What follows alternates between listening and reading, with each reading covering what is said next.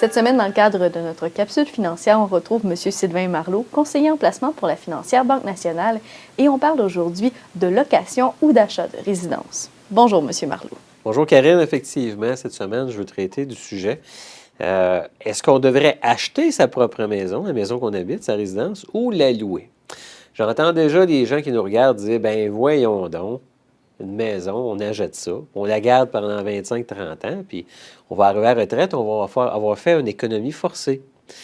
Mais là, en ce moment, on sait tous aussi que depuis 10-15 ans, les maisons ont beaucoup pris de valeur. Alors, c'est très cher s'acheter une maison. Puis il semble, avec quelques articles que j'ai consultés, que c'est pas si vrai que ça vaut la peine de faire une économie forcée, que ça vaut la peine d'acheter. En tout cas, pour certains, selon certains critères qu'on peut regarder. Pour traiter la question, je me suis servi d'un site Internet qui a été développé par la Banque nationale, qui s'appelle jecomprends.ca. J'invite les gens à le visiter. Il y a des choses très intéressantes à sortir de ce site web-là.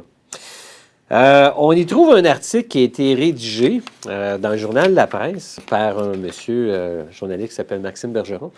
Ce qu'ils ont fait dans cet article, ils ont comparé l'achat ou la location.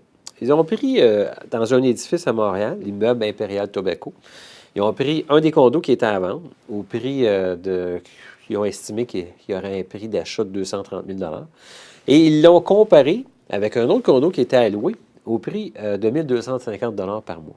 OK? Alors, ce qu'ils ont fait, c'est qu'ils ont regardé pendant les 5 premières années quels étaient tous les coûts reliés à l'achat et quels étaient tous les coûts reliés à la location. Tu sais, quand on parle de coûts reliés à l'achat, bien, il y a une mise de fonds de 23 000 qu'eux autres ont calculé. Après ça, il y a des frais de démarrage, notaire, droit de mutation qu'ils appellent, taxe de bienvenue, inspection, etc. Ils ont calculé qu'il y avait des intérêts à payer chaque année. Ils ont calculé qu'il y avait des frais associés à la revente, la journée qu'il y aurait la revente de l'immeuble. Ils ont mis une augmentation de la valeur pendant 5 ans à ce condo, mais de seulement 1 par année. OK? Il semble que c'est, selon les économistes, là, c'est un chiffre qui devrait être fiable au cours des prochaines années. Ils ont calculé les coûts d'entretien puis de frais de copropriété. Ils ont calculé les frais d'assurance, l'assurance pour le prêt hypothécaire, puis ils ont aussi calculé l'électricité, les télécommunications, etc. OK? Fait que pendant 5 ans, au niveau de l'achat, au niveau de la location, bien, ils ont calculé le loyer mensuel de 1250 $. Ils ont calculé que le loyer augmenterait de 1 % par année. Ils ont calculé des frais d'assurance pour le locataire, des coûts d'électricité, de télécommunications. Puis, ils ont calculé quelque chose de bien important, c'est que si on est locataire, la mise de fonds, l'argent qu'on aurait pris pour la mise de fonds à l'achat, dans leur exemple qui est de 30 000 bien, ils l'ont investi. OK? Alors, ils l'ont investi à seulement 1,5 % par année, pendant 5 ans. Ça veut dire qu'au lieu de prendre 30 000 pour acheter, on le prend, on fait des placements avec à 1,5 % par année. Au bout de 5 ans, là, le résultat de leur calcul fait que c'est seulement après 5 ans que ça commence à être plus rentable d'avoir acheté la maison. Avant ça, là, c'était la location qui était la plus abordable. OK? C'est un article là, je vous évite tous les détails des chiffres, là, mais ça vaut la peine de le consulter, de le lire. Non, il est disponible sur jecomprends.ca.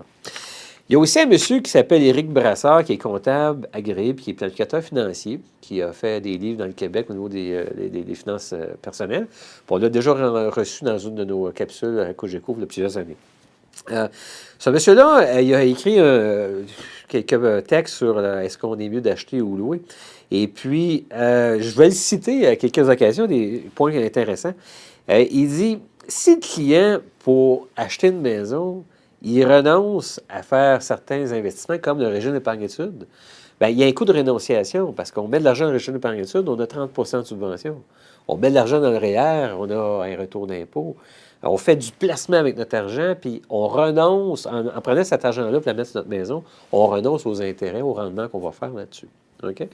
Et puis, je vais citer quelque chose que je trouve un peu comique. Il dit, souvent, on compare un propriétaire discipliné avec un locataire imbécile qui n'économise pas, dit-il.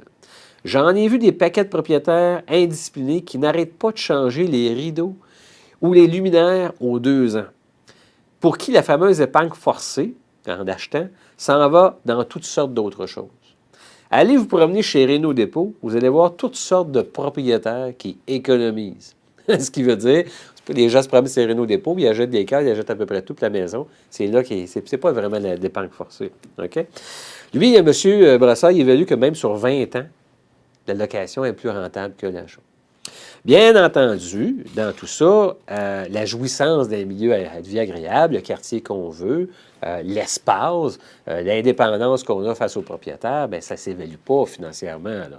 C'est toute une autre question. Personnellement, Karine, là, j'entends des gens encore qui me disent depuis quelques années, ça valait la peine d'acheter.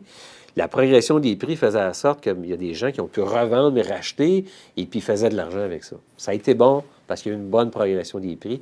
En ce moment, dans le milieu de la reconstruction résidentielle, les contracteurs, etc., me disent c'est terminé. Il n'y a plus d'argent à faire de ce côté-là.